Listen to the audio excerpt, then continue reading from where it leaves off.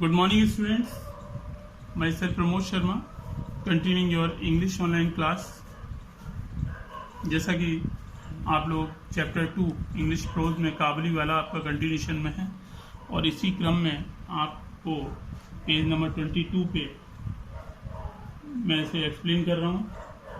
तो लेसन काफ़ी बड़ा है तो आप इसे बोरिंग ना समझें। आप जितने भी वीडियो भेजे जा रहे हैं इसके उनको आप बार बार सुनें। तो लेसन को जितने अच्छे से आप लोग समझ लेंगे उसका आंसरिंग आप उतने ही अच्छे तरह से कर पाएंगे। तो लेसन को बोरिंग ना समझें, काफ़ी बड़ा लेसन है। तो आधे से ज़्यादा हम लोग पढ़ चुके हैं, थोड़ा सा और बचा है इसमें।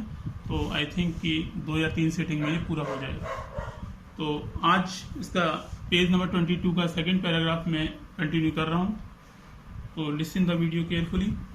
These were autumn morning. अब ये जो मौसम था ये पतझड़ का मौसम था। These were the autumn morning the very time of year. और ये वो समय होता है when kings of old went forth to conquest. और ये वो समय था जब पुराने जमाने में पहले जो राजा होते थे वो युद्ध के लिए, कॉन्क्वेस्ट माने विजय के लिए, युद्ध के लिए कूच करते थे, यानी युद्ध पर वो जाते थे। इस मौसम में अधिकतर जो है वो दूसरे युद्ध पर राजा लोग जो है जाया करते थे। And I never stirring from my little corner in Calcutta. लेखक कहता है एंड आई नेवर, मैं कभी नहीं, स्टीयरिंग माने हिलना, मैं कभी भी कैलकाटा से बाहर अपने जहाँ कॉर्नर में मेरा घर था वहां से मैं कभी भी कहीं घूमने नहीं गया। Would let my mind wander over the whole world. और जो मेरा मस्तिष्क था and would let my mind wander over the whole world. और मैं अपने मस्तिष्क से ही पूरे दुनिया को वहीं बैठे घूम लेता था। At the very name of other country, at the very name of other country my heart would go out to it. At the very name of another country, किसी भी देश के नाम का परिदृश्य बनने पर मेरे दिमाग में किसी भी देश का जब नाम आता था, my heart would go out to it, मेरा जो हृदय है वो वहां तक चला जाता था। And at the side of A foreigner in the street. और जैसा कि और वहां पर जो फॉरेनर्स थे, वहां के रहने वाले थे, उनका जो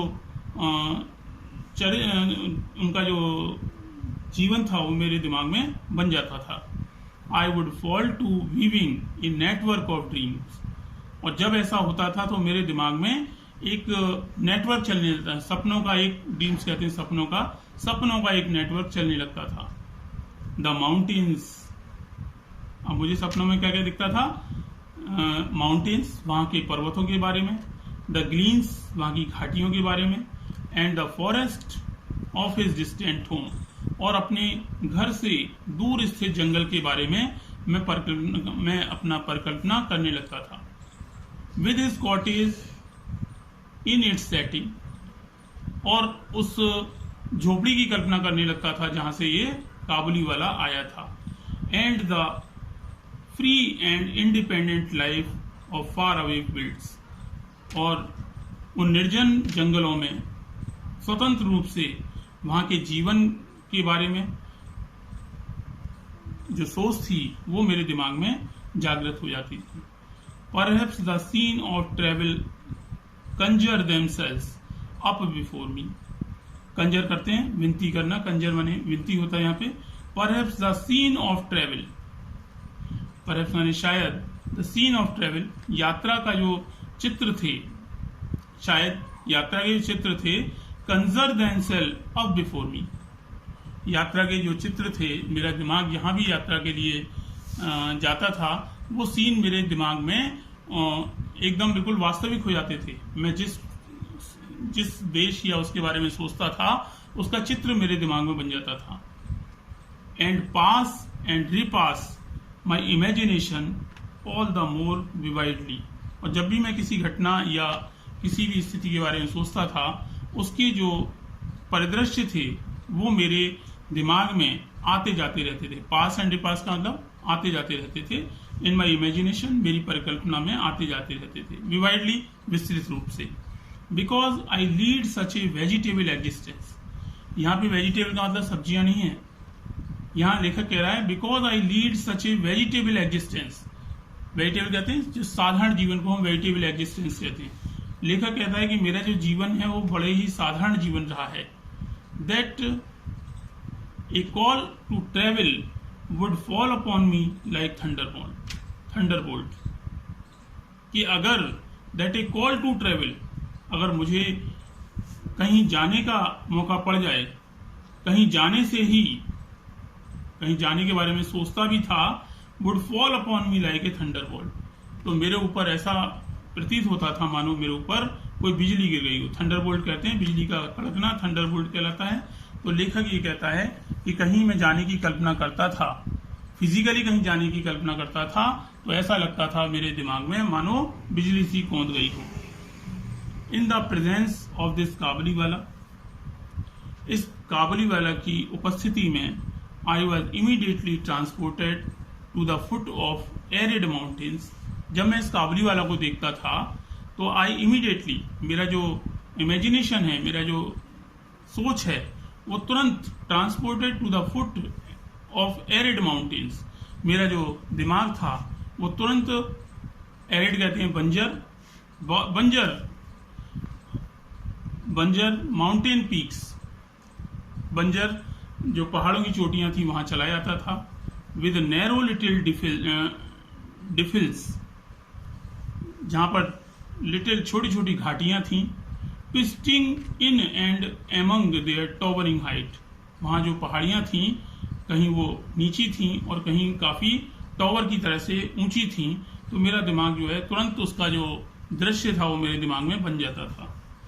आई could see the string of camels, I could see, मैं देख सकता था, द स्टिंग ऑफ कैमल्स, ऊंटों की, स्टिंग माने पंक्ति को देख सकता था, स्टिंग माने वैसे रस्सी होती है, तो मैं ऊंटों की पंक्ति को देख सकता था।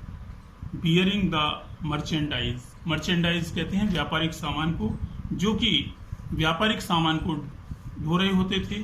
And the company of turbaned merchants, और उनके साथ पगड़ियां बांधे हुए जो मर्चेंट्स थे उनके साथ चल रहे होते हैं। Carrying some of their queer old firearms, जो अपने साथ कुछ पुरानी बंदूकें लेकर के उन कैमल्स के साथ चल रहे होते हैं। And some of their spears, उनके साथ कुछ जो भाले थे वो अपने साथ लेकर के, कुछ बंदूकें अपने साथ लेकर के चलते हैं। Journeying downwards toward the plains, जो कि पहाड़ों से डाउनवर्ड प्लेन्स, नीचे मैदानों की ओर वहां से यात्रा पर आते हुए दिखाई मेरे दिमाग में बन जाते थे। आई कुड सी, मैं देख सकता था, but at some such point, लेकिन इसी समय पर मिनीज मदर, मिनी की जो माँ थी, would intervene imploring me to beware of that man. तभी जो मिनी की माँ थी, इंटरवीन माने हस्तक्षेप करना, तो हस्तक्षेप करने लगती थी। इम्प्लोरिंग, निवेदन करते हुए। जब मैं काबुलीवाले के बारे में सोचने लगता था तो जो मिनी की माँ थी वो मुझे रोकती थी, हस्तक्षेप करती थी, निवेदन करते हुए हस्तक्षेप करती थी। Me to beware of that man, कि मैं काबुलीवाला से, बिवेयर कहते हैं सावधान रहना, कि काबुलीवाला से मैं सावधान रहूं। Minis mother is unfortunately a very timid lady. Mini की जो माँ है वो दुर्भाग्य से बड़ी ही टिमिड माने, कहते हैं यहाँ पर डरपोक, टिमिड माने वैसे कायर होता है लेकिन यहाँ पर डरपोक महिला है। वेन एवर शी हियर से नॉइज इन द स्ट्रीट, जब भी वह सड़क पर कोई शोरगुल सुनती थी, और see peoples coming toward the house, और किसी भी व्यक्ति को घर की ओर आते हुए देखती थी, she always jumps to the conclusion, तो उसके दिमाग में जो चीजें आती थी, that they are either thieves, कि या तो ये चोर होंगे, और ड्रंकर्ड्स, या ये शराब पीने वाले होंगे, और स्नेक्स, मतलब सांपों की, उसके दिमाग में हर समय ऐसे दुर्विचार आते रहते थे। स्नेक्स होंगे, टाइगर्स होंगे, और मलेरिया और कॉकरोचेस और कैटल प्लर्स, मतलब उसके दिमाग में नेगेटिव इफेक्ट्स आते रहते थे। और एन इंग्लिश सेलर, या कोई इंग्लिश सेलर होगा। Even after all these years of experience, इतने साल के, इवन माने यद्यपि, after all these years of experience, इतने साल के अनुभव के बाद भी, she is not able to overcome her terror, वह अपने टेरर माने डर से उबर नहीं पाई थी।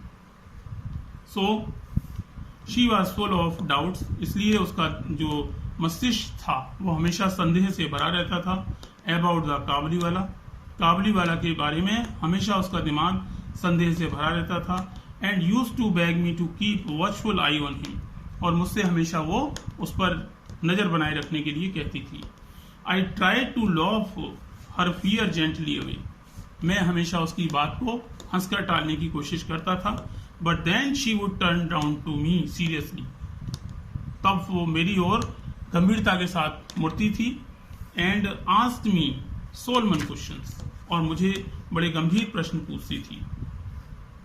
यहीं तक, दैट्स ऑल। तो आज आपका यहीं तक मैंने आपको समझाया है। आप वीडियो को अच्छे से सुने, बहुत सारे हार्ड वर्ड्स हैं इसमें, इनको अंडरलाइन करके आप बुक में ही हिंदी में लिख लिया करें, जिससे कि आप जब पढ़ने बैठें तो आप उस पैराग्राफ को बहुत अच्छे से एक्सप्लेन कर पाएं। तो इंग्लिश आपको यहीं से सीखने को मिलेगी। आप देखें कि किस तरह से वर्ड्स को यूज किया गया है। क्वेश्चन आंसर लिखने में आपको बहुत इजी होगा। तो सबसे पहले लेसन को बहुत अच्छे से समझना है। तो आज के लिए इतना ही। That's all today. Have a nice day.